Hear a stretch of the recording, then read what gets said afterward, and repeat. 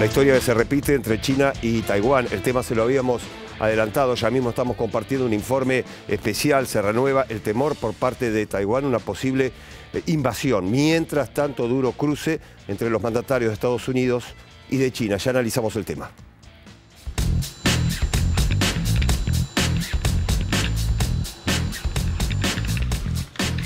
Durante su gira asiática de mayo de 2022, Joe Biden logró irritar a China con declaraciones que alteraron el histórico principio de ambigüedad estratégica que rige las relaciones de Estados Unidos con Taiwán desde hace más de 4 décadas. El presidente estadounidense había dicho que si China invadiera la isla, Washington la defendería militarmente. Pero en realidad, desde tiempo atrás, Beijing se muestra decidido a afirmar cada vez más enfáticamente sus derechos sobre Taiwán y otras áreas en disputa que considera territorios soberanos en el mar del sur de China. Y los avances en su industria militar y las capacidades de sus fuerzas armadas parecen orientadas a hacer valer esos derechos militarmente si hiciera falta. 世界上只有一个中国，台湾是中国的一个，台湾是中国的一部分。一个中国原则是国际关系基本准则和国际社会普遍共识。 La reciente aceleración de la diplomacia china con respecto a Taiwán, respaldada por el incremento de las incursiones de aviones de combate en los 23.000 kilómetros cuadrados en los que se superponen las zonas de identificación de defensa aérea de los dos países, parece tener que ver, en cierta forma, con la marcha de la invasión rusa de Ucrania. Diversos analistas llegan a conclusiones opuestas respecto de ese efecto sobre los objetivos chinos. Algunos sostienen que Beijing tomó nota de las complejidades de una invasión sin un plan a largo plazo y de que ya no basta ser una superpotencia para ganar rápidamente una guerra asimétrica en la que unidades móviles equipadas con armas modernas pueden infligir un enorme daño a ejércitos mayores. Por idéntico motivo, Estados Unidos pretende proveer a Taiwán de las mismas armas que están permitiendo a los ucranianos enfrentar a Rusia. When you look at the contest from Taiwan's side, it's clear that you're never going to be able to match China in terms of conventional military power, right? Just like Ukraine is unable to match Russia in the number of jets, the number of tanks, the number of artillery pieces, etc.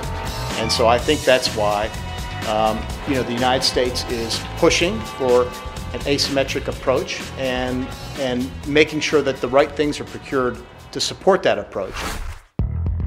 China teme también al costo económico que supondrían las sanciones que invariablemente acompañarían una invasión.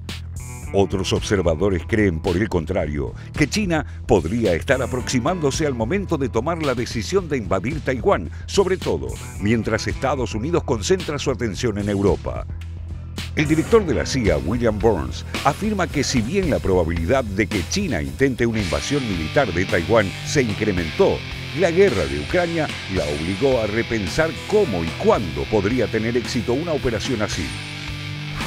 I wouldn't underestimate, President Xi's determination to assert China's control, the People's Republic of China's control over Taiwan.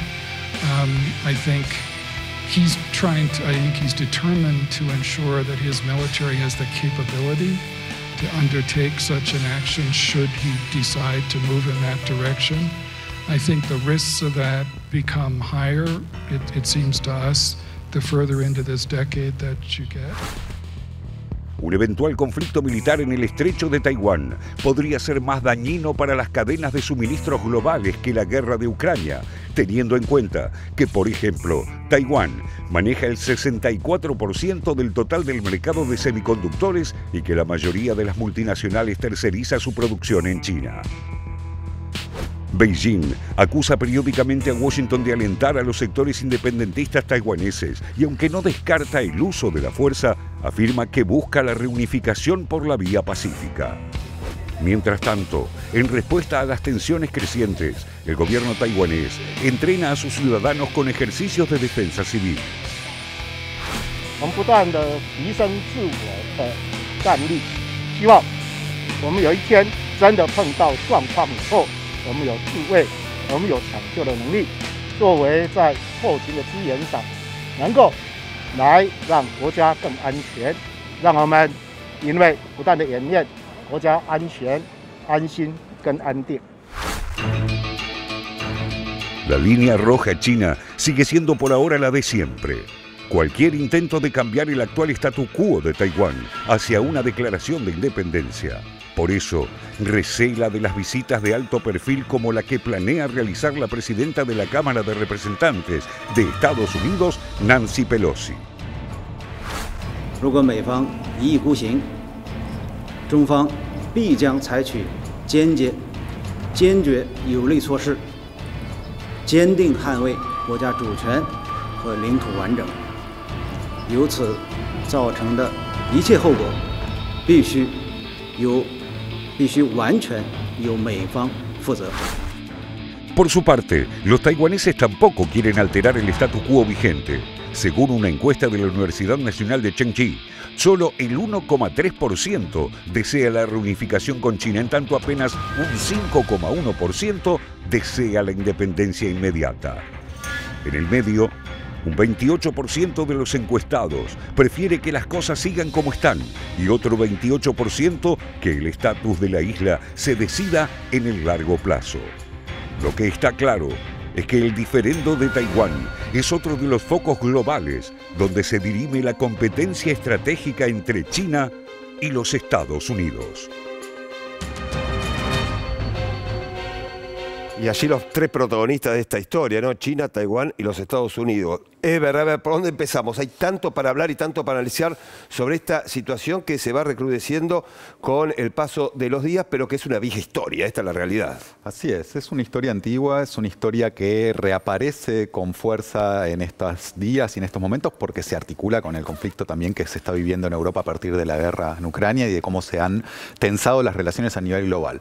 Yo sumaría en cierta medida a lo que acabamos de ver en el informe ciertas cuestiones de orden económico, ¿no? Está claro que la isla de Taiwán es un lugar geográficamente estratégico para el dominio del Indo-Pacífico, es estratégico por lo tanto la relación privilegiada que mantiene los Estados Unidos con la isla de Taiwán y es estratégico en el corto plazo, en el corto mediano plazo para el gobierno chino la recuperación, podríamos llamar, o esta idea histórica, la propuesta china que pretende, como bien dijo Xi Jinping en varias oportunidades, resolver su generación, la generación de Xi Jinping, volver a esta idea, un único país, dos sistemas, un poco en cierta medida el modelo que hemos visto que se ha desarrollado en Hong Kong y con el que ciertos sectores de Taiwán efectivamente no están de acuerdo, por ejemplo, el gobierno actual que tiene una tendencia independentista. En ese contexto lo que vemos desde hace varios meses, te diría desde antes del inicio de la guerra en Ucrania, es cómo el gobierno norteamericano ha en cierta medida abandonado esa doctrina de la ambigüedad estratégica, como se la denomina, mediante la cual no contradice esta ambición china, pero sostiene una relación privilegiada con las autoridades taiwanesas. Biden ya se pronunció hace unos meses en una suerte de gaffe intencionada, podríamos decir, donde dijo que en caso de invasión China a Taiwán, Estados Unidos colaboraría y sostendría a la política del gobierno taiwanés. Y por otra parte, todas estas tensiones que venimos viviendo durante las últimas semanas, a partir de la decisión de Nancy Pelosi, la presidenta de la Cámara de Representantes de los Estados Unidos, del mismo partido del presidente Biden, que está anunciando una posible visita en pocas semanas a Taiwán, lo cual representa, vamos a decirlo en términos más criollos o callejeros, una suerte de mojada de oreja al gobierno chino que efectivamente está en contra de todo gesto que otorgue cierto estatus y autoridad a el gobierno taiwanés, presentándolo como un Estado posible o como la posibilidad de una independencia a mediano plazo y a futuro. Eber, una vez anunciado este viaje de los Estados Unidos, con este viaje de Pelosi de China, advirtieron no jueguen con fuego, Acá no jueguen con fuego porque puede pasar lo peor. Bueno, es una línea roja para el gobierno de Xi Jinping la posibilidad de que los Estados Unidos refuerce la colaboración con Taiwán y que avance en este sostén a las fuerzas independentistas. Un último punto no menor que me parece que vale la pena destacar. El miércoles, hace escasos días, en el marco de toda esta discusión, el Senado norteamericano acaba de promulgar falta la sanción de la Cámara de Representantes, una ley por la cual se van a otorgar subsidios por 50.000 millones de dólares a una industria en particular, la industria productora de semiconductores, de microchips, y 200.000 millones de dólares para reforzar las investigaciones en desarrollo de alta tecnología, es decir, el inicio de un proceso de desacople, digamos así, de restitución de industrias que Estados Unidos había descentralizado en otros países, entre ellos los países de Asia, entre ellos específicamente Taiwán, como el informe mencionaba, productor principal de microchips que provee a la industria norteamericana. Por lo tanto, en este contexto vemos que lo que está en juego es una posición geoestratégica, pero también relaciones comerciales y cómo se está desglobalizando en cierta medida esta relación entre Asia y Estados Unidos, ¿no? Alejandra. Bueno, no sé, me parecía interesante pensar en términos globales. Me parece el comportamiento de Estados Unidos. ¿Cuál es la discusión? Digo, ¿por qué vemos casi al mismo tiempo, simultáneamente, Estados Unidos participando en regiones fronterizas con sus dos enemigos declarados del último tiempo que amenazan su hegemonía? ¿Por qué Estados Unidos está en Ucrania? Digo, esto empezó en el año 2014 cuando respaldó un golpe de Estado antirruso, ¿no? Que terminó en esto. ¿Por qué ahora Estados Unidos está en un territorio que es considerado parte de China, tensando las relaciones? ¿Cuál es la estrategia final de Estados Unidos? ¿Provocar conflictos armados a gran escala para disputar hegemonía? Esa es la pregunta. La otra pregunta es, Rusia, que invadió Ucrania, no pensamos que China vaya a hacer exactamente lo mismo. Digo, Rusia invadió Ucrania por una amenaza creciente de Estados Unidos. ¿China invadiría Taiwán para tratar de recuperarla? Es una película similar, pero sabemos que no son lo mismo China y Rusia y tienen estrategias diferentes. Pero digo, a largo plazo, ¿está previsto quizás una conflagración internacional y por eso Estados Unidos está en las fronteras de dos países que son principalmente los países con los que se disputa hegemonía? Digo, es para pensar un poco por qué hablamos de Taiwán y de Ucrania al mismo tiempo en un momento de declive de Estados Unidos como potencia hegemónica. Bien, vamos a estar hablando, si les parece, ya mismo unas placas que nos van a ayudar a entender cuál es la relación en estos momentos entre China y Taiwán. Se lo pedimos a Félix Taylor y seguimos analizando el tema. Allí están los contactos oficiales, la Asociación de Intercambio Turístico Interestrecho del Partido Comunista Chino y la Asociación de Turismo del Estrecho. Los contactos semioficiales entre la Fundación de Intercambios de los Estrechos y la Asociación para las Relaciones a través del Estrecho de Taiwán. ¿Qué pasa con los contactos interpartidarios? Diálogo regular entre el Kuomintang de Taiwán y el PC, el Partido Comunista Chino. Contactos interciudades, el Foro de Shanghái y Taipei. Los contactos no gubernamentales a través de organismos privados acreditados ante cada gobierno, vuelos charter a través del Estrecho y las relaciones religiosas, deportivas y culturales.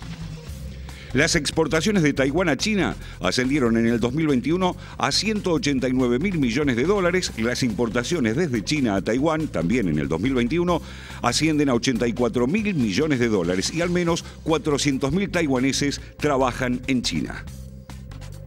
Bien, hasta aquí los números de la relación entre China y Taiwán. A ver, Leticia. Sí, Pablo, sumaba un poco lo que respondía Ale, esta mojada de oreja que planteaba Ever, y yo lo llevo más a una cuestión quizás de política doméstica de Estados Unidos. ¿Por qué hace esta mojada de oreja ahora si finalmente se concreta la visita de Nancy Pelosi? Recordemos, ella es la presidenta de la Cámara de Representantes, y es interesante porque la última vez que visitó Taiwán alguien del mismo cargo fue en 1997 y fue un republicano cuando gobernaba Bill Clinton, demócrata, es decir, una situación completamente opuesta porque, bueno, la lectura podía ser que no era la decisión claramente del gobierno de Estados Unidos de ese momento. ¿Por qué hace esta mojada de oreja? Bueno, pensándolo más en una cuestión doméstica, donde están discutiendo si están en una recesión técnica o no, y a 2-3 meses de las elecciones legislativas en las cuales los demócratas, o el gran temor de los demócratas, es que los republicanos hagan una muy buena elección en la misma semana, además, donde estamos viendo al propio Donald Trump, que se plantea como el posible candidato de los republicanos en el 2024. Así que lo dejo como, digamos, una pregunta, si no tiene que ver también o fuertemente con una cuestión de política doméstica, esta posible visita de Pelosi a Taiwán. Bien, vamos a repasar ahora el audio del líder norcoreano. Allí le advirtió a veteranos de guerra que está dispuesto a usar armas nucleares ante posibles conflictos militares con Estados Unidos y también Corea del Sur. Esto decía y ya lo analizamos. 지금 우리 무장력은 그 어떤 위기에도 대응할 철저한 준비가 되어 있으며 우리 국가의 핵전쟁 억제력 또한 절대적인 자기 힘을 자기 사명에 충실히 정확히 신속히 동원할 만전태세에 있습니다. 조선민주주의인민공화국은 미국과의 그 어떤 군사적 충돌에도 대처할 철저한 준비가 되어 있다는 것을 다시금 확언합니다.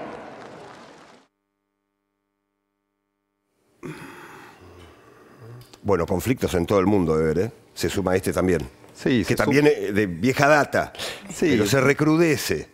Parte de estas tensiones, parte de estas amenazas, yo sumaría un dato a lo que mencionaba recién como amenaza nuclear el informe, y es que estamos ante la posibilidad de que 2022 se cierre como el primer año desde la caída del muro de Berlín en que las armas nucleares se incrementan a nivel global en lugar de disminuir. Veníamos en una política de desarme nuclear a partir de lo que era la finalización de la Guerra Fría y los procesos que se venían viviendo en ese sentido. A partir de los últimos conflictos se intensifica la producción de armas nucleares, Estados Unidos y Rusia a la cabeza en esos términos.